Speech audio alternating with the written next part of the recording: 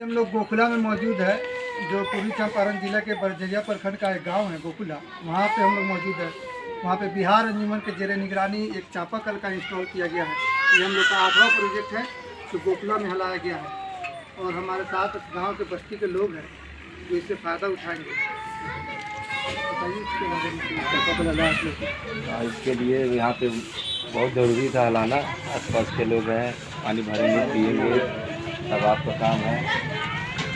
बहुत बढ़िया हो गया जो हलाए हैं उनके लिए बहुत बहुत अच्छा काम है हो गया। तो बहुत लोग हैं पानी भरने वाले, पानी भरेंगे, पिएंगे, बहुत सब आपका काम है।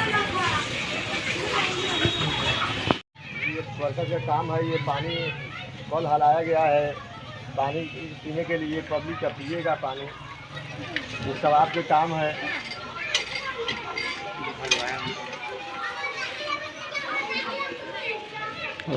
ये चापाकल स्वर्गीय नसीमा शाहीन के नाम पर हलाया गया है। अल्लाह उनके औलाद को नेक बनाए और उनके रोजी रोटी में बरकत दे, और स्वर्गीय नसीमा शाहीन को जन्नतुल फिरदौस में जगह दें।